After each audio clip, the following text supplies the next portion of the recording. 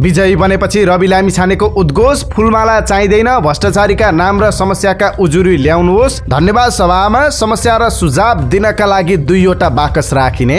एमाले अध्यक्ष केपी शर्मा ओलीको बोली, स्वतन्त्र पार्टी उदाउनु मामुली कुरा हो, स्वतन्त्र पार्टी मिडियाको कृपाले उदाएको हो, यो ठूलो कुरा होइन।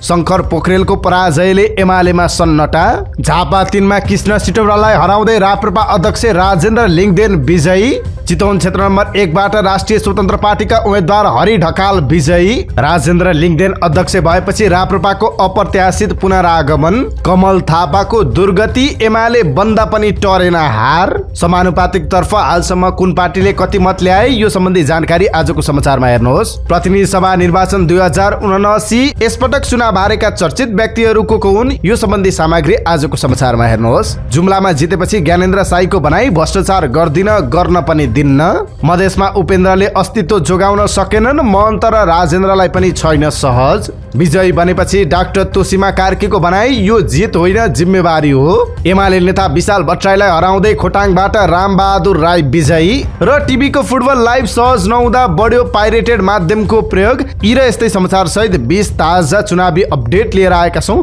हाम्रो भिडियो सामग्री अन्तिमसम्म हेर्नुहोला। नमस्कार, इनसाइड नेपाल न्यूज टिभीमा यहाँहरू सम्पूर्णलाई हार्दिक स्वागत छ। सदाका दिन जस्तै आज पनि हामी देश विदेशका ताजा अनि महत्त्वपूर्ण खबर अपडेट लिएर तपाईमाझ उपस्थित भएका छौं। तपाईले हाम्रो न्यूज बुलेटिन कहाँबाट हेर्दै हुनुहुन्छ कृपया आफ्नो गाउँठाउँको नाम तलको कमेन्ट बक्समा लेखिदिनु होला। प्रस्तुत गरेको सामग्री तपाईलाई मन परेको छ भने कृपया हाम्रो भिडियो सामग्रीमा एउटा लाइक अवश्य गरिदिनु होला। आउनुहोस् आजको समाचार सुरुवात गरौँ। विजयी बनेपछि राष्ट्रिय स्वतन्त्र पार्टीका सभापति रवि लामिछानेको पहिलो सम्बोधन सम्बन्धी प्रसङ्गबाट। भारी मतान्तरका साथ प्रतिनिधि सभा विजयी हुनुभएका रवि लामिछानेले आफ्नो मतदातालाई धन्यवाद दिनुभएको छ। विजयपछि फुलमाला र विजय र्याली गर्न नचाहेको बताउँदै उहाँले भन्नुभएको छ, राजनीतिमा निर्वाचित हुनु भनेको विजयी हुनु होइन, यो त जाँच दिन जानका लागि सक्षम हुनु मात्र हो। म आजबाट जाँच दिन जाँदैछु, जसको नतिजा अब 5 वर्षपछि मात्र आउँछ। म जनतालाई जिताउने जाँच दिन जाँदैछु, त्यसैले म अहिले नै विजय र्याली गर्न चाहन्न। उहाँले विजय र्याली नगर्नु नै भएको छ। उहाँले विजय र्यालीको साटो गेस्ट हाउस चोकमा र भोलि 11 बजे इच्छा कामना गाउँपालिका कार्यालय अगाडिको फुटबल ग्राउन्ड कुरिन्टारमा धन्यवाद सभा गर्न लागेको जानकारी दिनुभयो। म एउटा अनुरोध, कृपया यहाँ आउँदा मेरा लागि फुलमाला अबिर खादा केही पनि नल्याउनु होला। म आजैबाट काम थाल्दैछु। मेरो सभा हुने ठाउँहरूमा 2वटा बाकस हुनेछ। एउटा बाकसमा समस्या पेटिका लेखिएको हुनेछ, यसमा तपाईका समस्या लेखेर खसाउनु होला। अर्को बाकसमा उजुरी समस्या सुझाव पेटिका लेखिएको हुनेछ, यसमा भ्रष्टाचारका सूचना, मैले गर्नुपर्ने काम, मलाई खबरदारी लेखेर खसाउनु होला। उहाँले माला अबिर खादामा गरेको खर्च प्राय सबै विदेश जाने भएकाले केही पनि नल्याउन आग्रह गर्नुभएको छ। ल्याउनै मन भए आफ्नै आँगन वा बाटोको एक थुङ्गा फूल भए आफूलाई स्वीकार्य हुने उहाँले बताउनुभयो। उहाँले भन्नुभएको छ, म छिटोभन्दा छिटो काममा लाग्न चाहन्छु। भोट माग्न र्याली गर्न आउन नभ्याएका ठाउँमा म काम गर्न आउँछु। नेकपा एमालेका अध्यक्ष केपी शर्मा ओलीले राष्ट्रिय राजनीतिमा स्वतन्त्र पार्टी उदाउनु मामुली कुरा भएको बताउनु भएको छ। झापा 5 बाट प्रतिनिधि सभा सदस्यमा निर्वाचित भएपछि प्रमाणपत्र ग्रहणका लागि बिहिबार दिउँसो झापा ओर्लिनुभएका ओलीले भद्रपुर विमानस्थलमा सञ्चारकर्मीसँगको संक्षिप्त कुराकानीमा भन्नुभयो, स्वतन्त्र पार्टी मिडियाको कृपाले उदाएको हो, यो ठूलो कुरा होइन। अध्यक्ष ओली प्रमाणपत्र ग्रहण गरेपछि दमक नगरपालिकामा आयोजना भएको विजय जुलुसमा सहभागी हुनुभएको थियो।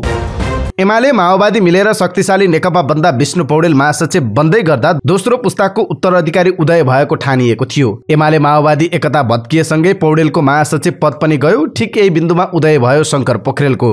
विष्णु पौडेललाई पछि पारेर शंकर पोखरेललाई महासचिव बनाउने विषय एमाले नेता पंक्तिका लागि केवल व्यक्तिगत परिघटना थिएन, माओवादीसँग सहकार्यका लागि लिएका अथक अग्रप्रयासको प्रतिदान पाउनु भएको थियो पौडेलले। उहाँलाई अध्यक्ष केपी शर्मा ओली र पुष्पकमल दाहाल दुवैको विश्वास थियो। जेडका 2 पाइलट बीच दरार हुँदा समन्वयन गर्न पौडेलको खाँचो पर्थ्यो। ईश्वर पोखरेल, शंकर लगायतका नेताहरू छायामा हुनुहुन्थ्यो।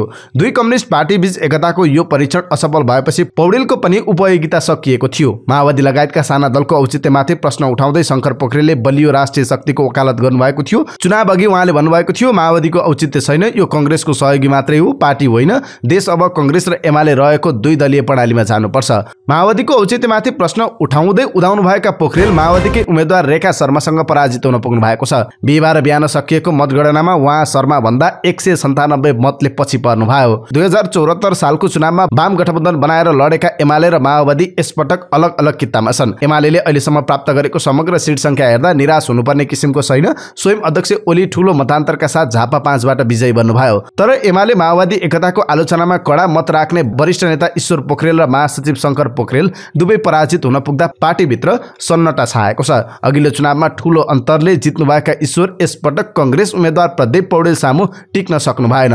माओवादीको साथ यसपल्ट गठबन्धनका कंग्रेस उम्मेद्वार पौडेललाई नै हुने भयो। यसै क्रममा पोखरेल समेत पराजित बन्न पुग्नुभयो। एमालेका दोस्रो तहका अरू नेता पनि जितका लागि कठिन संघर्ष गरिरहेका छन्। यो नतिजासँगै एमालेमा ओलीका उत्तराधिकारी अनि मदन भण्डारीको जनताको बहुदलीय जनवादका पछिल्ला व्याख्याता भनेर अगाडि बढाइएका पोखरेल फेरि एकपल्ट संसदीय राजनीतिमा पछि पर्नु भएको छ। उहाँको पराजयसँगै एमालेको भावी नेतृत्वको बारेमा कोण प्रतिकोणबाट छलफल हुन सक्नेछ। 2074 मा माओवादी र 2070 मा राप्रपाले अप्रत्याशित रूपमा समानुपातिक निर्वाचन प्रणालीतर्फ धेरै सिट पाएका थिए। 601 संविधान सभा सदस्यमा माओवादीले 110 सिट समानुपातिकबाट पाएको थियो। प्रत्यक्षमा पनि त्यतिकै सिट जितेर सबैभन्दा ठूलो दल बनेको थियो।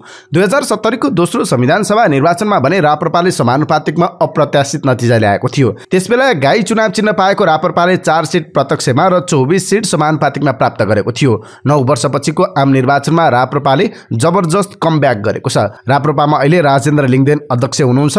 1 वर्ष अघि भएको महाधिवेशनमा उहाँले कमल थापालाई पराजित गरेर नेतृत्वमा हात लिएपछि राप्रपामा शुद्धिकरण भएको यो निर्वाचनले पनि देखाउँछ। सत्ता गठबन्धनलाई चुनौती दिँदै राप्रपाले धेरै प्रतिनिधि सभा निर्वाचनमा आफ्नो उम्मेद्वार बनायो। एमालेसँग झापा 3, रूपन्देही 3 र बाँके 2 मा तालमेल गरेर उसले नतिजा 100% आफ्नो पक्षमा पार्ने संकेत गर्यो। बाँके 2 मा राप्रपा महामन्त्री धवल शमशेर राणाले विजय हासिल गर्नुभएको छ। मकवानपुर 1 मा दीपक सिंह विजयी बन्नुभएको छ। राप्रपा प्रवक्ता ज्ञानेन्द्र साई पनि विजयी बनिसक्नु भएको छ। समानुपातिकमा पनि राप्रपाले थ्रेसहोल्ड कटाउने देखिएकाले राप्रपाले यो निर्वाचनमा कम्तीमा 10 सिट जित्ने सम्भावना छ। 10 सिट सहित प्रतिनिधि सभामा पुगेमा राप्रपा बलियो शक्ति बन्ने निश्चित छ। कमल थापाको कार्यकालमा करिब सकिन लागेको राप्रपा राजेन्द्र लिङदेनको नेतृत्वमा उदाएको छ।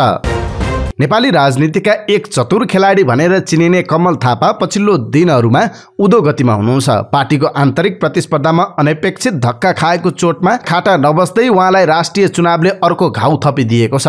मकवानपुर 1 बाट उम्मेदवारी दिनुभएका थापाले मतगणना नसकिँदै हार स्वीकार गरिसक्नु भएको थियो।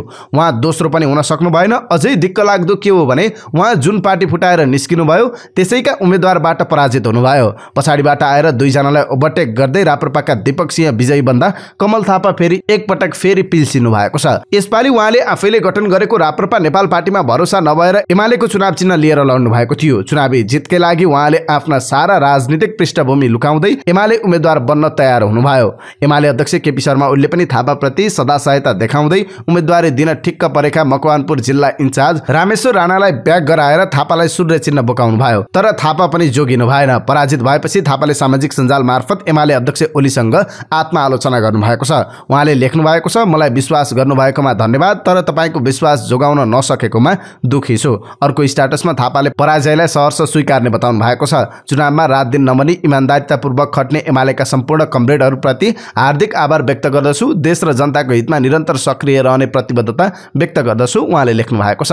थापाले किन चुनाव हार्नुभयो भन्ने मन्थनमा धेरै दिमाग खियाइराख्नुपर्ने अवस्था पनि छैन। पार्टी महाधिवेशनमा खेपेको पराजयलाई पचाउन नसकेर अवाञ्छित प्रतिक्रियाका कारण नै उहाँले आफ्नो लोकप्रियता गुमाइसक्नु भएको थियो। जुन राज संस्थाको एजेन्डा बोकेर आफ्नो राजनीति यहाँसम्म डोराउनु भयो त्यही राज संस्थालाई नानाभाती लान्छना लगाएपछि उहाँको सैद्धान्तिक धरातल डगमगाइसकेको थियो। अहिले आएर चुनाव जित्नकै लागि अर्को पार्टीको उम्मेद्वार बन्न तयार हुँदा उहाँ पुरै सिद्धान्तहीन देखिनु भयो।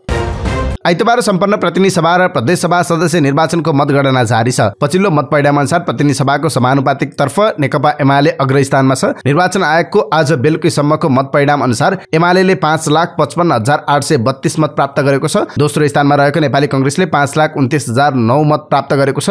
तेस्रो स्थानमा रहेको राष्ट्रिय स्वतन्त्र पार्टीले समानुपातिक तर्फको मत संख्या 2,86,216 ल्याएको छ। त्यस्तै नेकपा माओवादी केन्द्रले 2,57,049, राष्ट्रिय प्रजातन्त्र पार्टीको 1,54,231, जनता समाजवादी पार्टी नेपालको 66,688, नेपाल मजदुर किसान पार्टीको 51,236, जनमत पार्टीको 45,641, नागरिक उन्मुक्ति पार्टीको 38,724, नेकपा एकीकृत समाजवादीको 36,407, लोकतान्त्रिक समाजवादी नेपालको 31,886, हाम्रो नेपाली पार्टीको 21,730 मत रहेको निर्वाचन आयोगले जनाएको छ।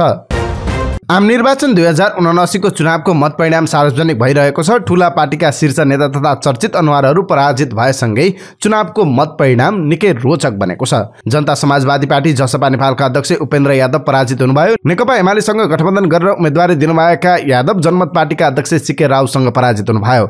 एमाले वरिष्ठ उपाध्यक्ष ईश्वर पोखरेल पनि पराजित हुनुभयो। काठमाडौँ क्षेत्र नम्बर 5 बाट नेपाली कांग्रेसका प्रदीप पौडेलसँग उहाँ पराजित बन्नुभयो। एमालेका महासचिव शंकर पोखरेल पनि पराजित बन्नुभयो। दाङ क्षेत्र नम्बर 2 बाट पोखरेल नेकपा माओवादी केन्द्रका उम्मेदवार रेखा शर्मासँग पराजित बन्नुभयो। माओवादी केन्द्रका महासचिव देव गुरुङ पनि पराजित हुनुभयो। प्रतिनिधि सभा सदस्यतर्फ लमजुङबाट गुरुङ, एमाले उपमहासचिव पृथ्वी सुब्बा गुरुङसँग पराजित बन्नुभयो।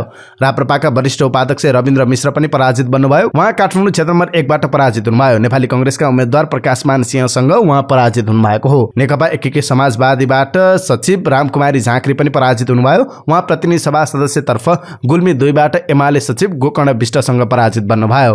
लोसपा नेता लक्ष्मणलाल कर्ण पनि पराजित बन्नुभयो। उहाँ पर्सा 1 बाट जसपाका प्रदीप यादवसँग पराजित हुनुभयो। एमालेका चर्चित नेता महेश बस्नेत पनि पराजित बन्नुभयो। भक्तपुर क्षेत्र नम्बर 2 बाट बस्नेत नेपाली कांग्रेसका दुर्लभ थापासँग पराजित बन्नुभयो। माओवादी केन्द्रकी नेत्री उन्सरी घरती पनि पराजित बन्नुभयो। काठमाडौँ क्षेत्र नम्बर 2 बाट सत्ता गठबन्धनको तर्फबाट उम्मेदवार बन्नुभएकी उहाँ राष्ट्रिय स्वतन्त्र पार्टीकी शोभिता गौतमसँग पराजित बन्नुभयो। नेकपा एकीकृत समाजवादी सचिव तथा पूर्व मन्त्री विरोध खतिवडा पनि पराजित बन्नुभयो। खतिवडा मकवानपुर क्षेत्र नम्बर 2 बाट आफ्नै राजनीतिक चेला एमालेका युवा नेता महेश बर्तौलासँग पराजित बन्नुभयो। माओवादी केन्द्रका उपमहासचिव तथा ऊर्जा मन्त्री पम्फा भूषाल पनि पराजित बन्नुभयो। उहाँ ललितपुर क्षेत्र नम्बर 3 बाट राष्ट्रिय स्वतन्त्र पार्टीकी उम्मेदवार तोसीमा कार्कीसँग पराजित हुनुभयो। एमालेका नेता राजन भट्टराई पनि पराजित हुनुभयो। उहाँ काठमाडौँ क्षेत्र नम्बर 4 बाट कांग्रेस महामन्त्री गगन थापासँग पराजित बन्नुभयो। कांग्रेसका नेता भीमसेन दास प्रधान पनि पराजित हुनुभयो। उहाँ प्रतिनिधि सभा सदस्यतर्फ काठमाडौँ क्षेत्र नम्बर 6 मा राष्ट्रिय स्वतन्त्र पार्टीका शिशिर खनालसँग पराजित हुनुभयो। एमालेका सचिव लेखराज भट्ट पनि पराजित हुनुभयो। प्रतिनिधि सभा सदस्यतर्फ कैलाली 2 बाट कांग्रेसका नेता वीरबहादुर बराइलसँग पराजित हुनुभयो। एकीकृत समाजवादीका नेता तथा संस्कृति पर्यटन तथा नागरिक उड्डयन मन्त्री जीवनराम श्रेष्ठ पनि यो चुनावमा पराजित हुनुभयो। त्यस्तै एमालेबाट टिकट नपाएपछि स्वतन्त्र उम्मेदवारी दिनुभएका निवर्तमान सांसद रामवीर मानन्दर पनि पराजित हुनुभयो। पूर्व मन्त्री मानन्दर राष्ट्रिय स्वतन्त्र पार्टीका गणेश पराजुलीसँग पराजित हुनुभयो। उहाँको जमानत जफत भएको छ। त्यस्तै कांग्रेस नेता बलबहादुर केसी पनि यो पटक पराजित हुनुभयो। केसी सोलुखुम्बुबाट एमालेका मानवीर राईसँग पराजित हुनुभयो। जुम्लाका नवनिर्वाचित प्रतिनिधि सभा सदस्य ज्ञानेन्द्र बहादुर साईले आर्थिक अनियमितताको भण्डाफोर गर्दै सुशासनयुक्त जुम्ला बनाउने अभियानमा जुट्ने प्रतिबद्धता व्यक्त गर्नुभएको छ। उहाँले आफू भ्रष्टाचार नगर्ने र अरूलाई पनि भ्रष्टाचार गर्न नदिने बताउनुभयो। निर्वाचित भएपछि विजय र्यालीको क्रममा खलङ्गाको बाल मन्दिरमा आयोजित सभालाई सम्बोधन गर्दै साईले जुम्ली मतदाताले ठूलो आशा र भरोसाले दिएको मतलाई निराशामा परिणत हुन नदिने बताउनुभयो। उहाँले भन्नुभयो, केन्द्रमा उठेको जुम्लाको आवाजलाई दबाइएको छ। सौतेनी व्यवहारले हेरिन्छ। यो सौतेनी व्यवहारको पर्दाफास गर्दै जुम्लीले यो देशमा राज गर्न सक्छन् भन्ने उदाहरण दिन चाहन्छु, उहाँले सम्बोधनका क्रममा भन्नुभयो। अहिलेसम्म सांसद जितेर गएपछि गाउँ फर्किँदैनन् भन्ने आरोपलाई चिर्दै साईले भने जुम्लाका सबै स्थानीय तहमा पुगेर मतदाताको दुःख पीडा सुन्ने बताउनुभयो। म 1 रुपैयाँ भ्रष्टाचार गर्दिन, आजका दिनसम्म 1 रुपैयाँ भ्रष्टाचार गरेको छैन। अब उपरान्त जुम्लामा कसैले भ्रष्टाचार गर्छु भनेर कल्पना गर्यो भने म त्यसलाई जेल हाल्छु, ढुक्क हुनुहोस्, उहाँले भन्नुभएको छ। उहाँले यस क्रममा आफूलाई कांग्रेस, एमाले, माओवादी र एकीकृत समाजवादीको पनि भोट आएको भन्दै सबैलाई समान व्यवहार गर्ने बताउनुभयो। झापा क्षेत्र नम्बर 3 बाट राप्रपा अध्यक्ष राजेन्द्र लिङदेन प्रतिनिधि सभा सदस्यमा निर्वाचित हुनुभएको छ। बिहिबार सकिएको मतगणना अनुसार लिङदेनले 40,648 मत प्राप्त गर्नुभयो। उहाँका निकटतम प्रतिद्वन्दी कांग्रेस नेता कृष्णप्रसाद सिटौलाले 37,372 मत प्राप्त गर्नुभयो। लिङदेनलाई नेकपा एमालेको साथ थियो भने सिटौलालाई सत्ता गठबन्धनका दलहरूको साथ थियो। चितवन क्षेत्र नम्बर 1 मा राष्ट्रिय स्वतन्त्र पार्टीका उम्मेदवार हरि ढकाल विजयी बन्नु भएको छ। हालै सम्पन्न मतगणना अनुसार ढकाल विजयी भएको निर्वाचन अधिकृतको कार्यालयले जनाएको छ। ढकालले नेपाली कांग्रेसका उम्मेदवार विश्वनाथ पौडेल र एमाले नेता सुरेन्द्र पाण्डेलाई हराउनु भएको छ। प्रतिनिधि सभाको निर्वाचन लडेको मधेस केन्द्रीय दलका अधिकांश शीर्ष नेताले आफ्नो अस्तित्व जोगाउन सकेनन्। जनता समाजवादी पार्टी जसपा अध्यक्ष उपेन्द्र यादव पराजित भइसक्नु भएको छ। त्यस्तै लोकतान्त्रिक समाजवादी पार्टी लोसपाका महन्त ठाकुर सहित शीर्ष नेताहरू नै पराजित हुने अवस्थामा छन्। जसपा अध्यक्ष यादव सप्तरी 2 मा जनमत पार्टीका अध्यक्ष डाक्टर चन्द्रकान्त सीके राउतसँग दोब्बरभन्दा बढी मतले पराजित हुनुभयो। महोत्तरी 3 बाट प्रतिस्पर्धामा रहनुभएका लोसपाका अध्यक्ष ठाकुर पनि आफ्नो जितमा ढुक्क हुनुहुन्न। पछिल्लो मत परिणाम अनुसार अध्यक्ष ठाकुर दोस्रो स्थानमा हुनुहुन्छ। त्यस्तै सर्लाही 1 मा लोसपाका वरिष्ठ नेता राजेन्द्र महतो पनि पछि पर्नु भएको छ। माओवादी केन्द्रको चुनाव चिन्हमा निर्वाचन लड्नुभएका नेपाल समाजवादी पार्टीका महेन्द्र राय यादवले सुरुवातदेखि नै अग्रता लिइरहनु भएको छ। त्यस्तै लोसपाका नेता लक्ष्मण लाल कणले पर्सा 1 मा आफ्नो जमानत जोगाउन सक्नु भएन। कुल सदरमतको 10% पनि ल्याउन नसकेपछि उहाँको जमानत जफत भएको छ। 2074 को निर्वाचनमा ठाकुर नेतृत्वको साबिक राष्ट्रिय जनता पार्टी नेपाल 11 र यादव नेतृत्वको साबिक संघीय समाजवादी फोरमले 10 सिट जितेको थियो। तर पछि यादव र ठाकुर मिलेर जसपा निर्माण गरेको भए पनि सफल हुन सकेन। मधेस केन्द्रीय दल छिन्न भिन्न हुनुका साथै नेताहरूको अस्थिरताका कारण निर्वाचनमा कमजोर नतिजा आएको छ।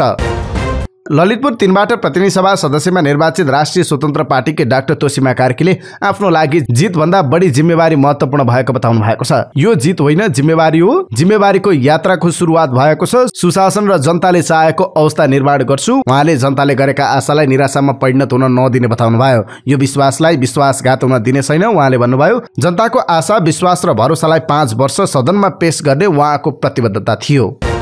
अब केही चुनावी अपडेट संक्षिप्त रूपमा। खोटाङबाट प्रतिनिधि सभा सदस्यमा नेकपा माओवादी केन्द्रका उम्मेद्वार रामकुमार राई पासाङ विजयी हुनुभएको छ। सत्ता गठबन्धनका साझा उम्मेद्वार राईले नेकपा एमालेका विशाल भट्टराईलाई 2669 मतान्तरले पछाडि पार्नुभयो। त्यस्तै सोलुखुम्बुमा प्रतिनिधि सभा सदस्य निर्वाचनमा नेकपा एमालेका उम्मेद्वार मानबहादुर राई विजयी हुनुभएको छ। नवलपरासी पूर्व 1 बाट कांग्रेस नेता शशाङ्क कोइराला विजयी बन्नु भएको छ। मकवानपुर 1 को मतगणना चल्दै गर्दा सुरुवातदेखि नै कांग्रेसकी महालक्ष्मी टीना उपाध्यायले एमालेबाट सूर्य चुनाव चिन्ह लिएर लड्नुभएका राप्रपा नेपालका अध्यक्ष कमल थापालाई पछि पारिरहनु भएको थियो। चुनाव अघि चर्चा भए पनि मध्यसम्म पनि मत परिणाममा राप्रपा उम्मेद्वार दीपक बहादुर सिंह दृश्यमै हुनुहुन्थेन। उपाध्यक्ष र थापाले राप्रपाका सिंहलाई आफ्नो भोट काट्ने भन्दै शंकाको नजरले त हेरेका थिए, तर प्रतिस्पर्धी मान्न तयार थिएनन्। जब हेटौँडा उपमहानगरपालिका क्षेत्रबाट मतपेटिकाबाट मतपत्र निकाल्न थालियो, डिनालाई अग्रता जोगाउन सकस मात्रै परेन। नगरका केही ओडाको मत गर्न बाँकी छँदै कमल थापाले हार स्वीकार्ने अवस्था बन्यो। एकाएक नगर क्षेत्रबाट आएको मतले दीपक सिंहलाई संसदको बाटो खोलिदियो, जुन मत परिणाम कांग्रेस एमाले राप्रपा नेपालका लागि सरप्राइज थियो। अन्तिम मत परिणाम अनुसार सिंहले 27816 मत प्राप्त गर्नुभयो, डिनाले 25434 मत प्राप्त गर्नुभयो भने कमल थापाले 25420 मत प्राप्त गर्नुभयो। तेस्रो नम्बरमा रहनुभएका सिंह हेटौँडा उपमहानगरपालिकाको मतगणना सुरु भएपछि उकालो लाग्न थाल्नु भएको थियो। हेटौँडा 9 र 10 नम्बर ओडाको मत गर्न बाँकी रहँदा सिंह 18 मतले अगाडि बढ्नुभयो। अन्ततः 2396 मतान्तरमा उहाँ विजयी बन्नुभयो। केही खबर संक्षिप्त रूपमा। प्रतिनिधि सभा सदस्यकी उम्मेद्वार रन्चु नेउपाने दर्शनाको जमानत जफत भएको छ। विवेकशील साझा पार्टीबाट सक्रिय राजनीतिमा होमिनु भएकी रन्चुले यसपटक काठमाडौँ क्षेत्र नम्बर 5 बाट प्रतिनिधि सभा सदस्यमा स्वतन्त्र उम्मेदवारी दिनुभएको थियो। तर उहाँले कुल खसेको सदरमतको जम्मा 1.4% मत मात्रै प्राप्त गर्न सक्नुभयो। यस क्षेत्रको सदरमत 44249 थियो। यसमा रन्चुले 600 मत प्राप्त गर्नुभएको थियो। माओवादी महासचिव देव गुरुङले पृथ्वी सुब्बा गुरुङलाई प्रतिनिधि सभा सदस्यमा विजयी भएकोमा बधाई दिँदै वाम एकताको पहल गर्न अनुरोध गर्नुभएको छ। रौतहट क्षेत्र नम्बर 1 बाट प्रतिनिधि सभा सदस्यमा नेकपा एकीकृत समाजवादीका माधव कुमार नेपाल विजयी बन्नुभएको छ। नेपालले नेकपा एमालेका अजय कुमार गुप्तालाई 6600 मतान्तरले पराजित गर्नुभयो। साझा पार्टी नेपालका मिलन पाण्डेको जमानत जफत भएको छ। काठमाडौँ निर्वाचन क्षेत्र नम्बर 9 बाट प्रतिनिधि सभा सदस्यमा उम्मेदवारी दिनुभएका पाण्डेको जमानत जफत भएको हो। नेकपा माओवादी केन्द्रका अध्यक्ष पुष्पकमल दाल प्रचण्डका कान्छा ज्वाइँ जीवन आचार्य प्रदेश सभा सदस्यमा निर्वाचित हुनुभएको छ। मोरङ 6-1 बाट उम्मेद्वार बन्नुभएका आचार्यले नेकपा एमालेकी रीता नेउपानेलाई 1883 मतको अन्तरले हराएर निर्वाचित हुनुभएको छ। यता निवर्तमान सांसद द्वय जनता समाजवादी पार्टी जसपाका राजेन्द्र श्रेष्ठ र एमाले परित्याग गर्नुभएका रामवीर मानन्दर काठमाडौँ क्षेत्र नम्बर 7 बाट पुनः प्रतिनिधि सभा सदस्यमा उम्मेद्वार हुनुहुन्थ्यो, तर दुवैले जमानत जोगाउन सक्नु भएन। कपिलवस्तुमा एमाले दोस्रो जित निकालेको छ। 7 मतको अन्तरले कपिलवस्तु क्षेत्र नम्बर 3-1 प्रदेशसभा सदस्यमा एमालेका अर्जुन कुमार केसी विजयी बन्नु भएको छ। धनकुटा क्षेत्र नम्बर 1 बाट प्रतिनिधि सभा सदस्यमा नेकपा एमालेका उम्मेद्वार राजेन्द्र कुमार राई निर्वाचित हुनुभएको छ। त्यस्तै झापा क्षेत्र नम्बर 4 मा प्रतिनिधि सभा सदस्यमा एमालेका लाल प्रसाद एलपी सावा निर्वाचित हुनुभएको छ। त्यस्तै सप्तरी 1-2 बाट प्रदेशसभामा जनमत पार्टीका उम्मेद्वार शकील मिया निर्वाचित हुनुभएको छ। यता चितवन 2 प्रदेशसभामा नेपाली कांग्रेसका उम्मेद्वार उत्तम जोशी विजयी बन्नु भएको छ। जोशीले नेकपा एमालेका उम्मेद्वार देवी गेवानलाई पराजित गर्नु भएको छ। टेलिभिजनमा कतारमा जारी फुटबल विश्वकपको लाइभ प्रसारण सहज नभएपछि नेपालमा पाइरेटेड गैर कानुनी तथा अनाधिकृत माध्यमको प्रयोग बढेको छ। यस्तोमा प्रयोगकर्ताले पाइरेटेड लिङ्क तथा थर्ड पार्टी एपको प्रयोग गर्न थालेका छन्। विश्वकप फुटबलको समयमा इन्टरनेट सेवा प्रदायकको नेटवर्कमा अन्तर्राष्ट्रिय इन्टरनेट ब्यान्डविड्थ खपत 5 देखि 10% वृद्धि भएको छ। अहिले इन्टरनेट सेवा प्रदायकले नै आइपीटीभी सेवा समेत दिने भएकाले उनीहरूले प्रोएक्टिभ भएर पाइरेटेड माध्यमका डीएनएस ब्लक गर्न थालेका छन्। तर प्राविधिक रूपमा यस्तो पाइरेसी पूर्ण रूपमा नियन्त्रण गर्न भने सम्भव छैन। यस्तोमा प्रयोगकर्ताले प्रतिबन्धित पोर्न साइटमा पहुँच बनाए जस्तै गरी पाइरेटेड लाइभ स्ट्रिमिङ हेर्ने गरेका छन्। यसका लागि केही प्राविधिक ज्ञान भएका प्रयोगकर्ताले डीएनएस परिवर्तन ओभरराइड गरी लाइभ हेर्ने गरेका छन् भने केहीले VPN माध्यम प्रयोग गर्दै आएका छन्। यसरी पाइरेटेड माध्यम प्रयोग हुँदा इन्टरनेट सेवा प्रदायकको नेटवर्कमा अन्तर्राष्ट्रिय ब्यान्डविड्थ खपत बढेको छ। भुक्तानी प्रणालीलाई टेलिभिजन सिस्टममा इन्टिग्रेट गर्ने कार्यले प्रभावकारी रूपमा काम नगर्दा अझै पनि कतिपय दर्शकले टेलिभिजनमा विश्वकप फुटबलको लाइभ हेर्न पाइरहेका छैनन्। खास गरी भुक्तानीका माध्यमहरूले राम्रोसँग काम गर्न सकिरहेका छैनन्। रकम भुक्तानी भए पनि भेरिफिकेसन नहुँदा च्यानल एक्टिभेसन नहुने समस्या उत्तिकै छ। पेमेन्ट गेटवे र TV activation system base automated सिस्टमले राम्रोसँग काम गर्न नसक्दा समस्या आएको बताइन्छ, जसले गर्दा टेलिभिजनको विकल्पमा प्रयोगकर्ता पाइरेटेड स्ट्रिमिङ सेवा प्रयोग गर्न बाध्य भएका छन्। अब एउटा अन्तिम प्रसङ्ग। नेकपा यसका पोलिट ब्युरो सदस्य तथा शहरी विकास मन्त्री मेटमणि चौधरीले शङ्कर पोखरेलको हारलाई प्रतिगामीका मुख्य मतियारको हार भएको प्रतिक्रिया दिनुभएको छ। सामाजिक सञ्जालमा मेटमणिले लेख्नु भएको छ, दाङको 2 नम्बर जितियो, प्रतिगामी र पक्षगामीका मुख्य मतियारको हार भयो। नेपालको राजनीति जहिले पनि प्रगतिशीलहरूले जित्ने संस्कृति छ। बधाई छ निष्कलङ्क व्यक्ति रेखा शर्मालाई।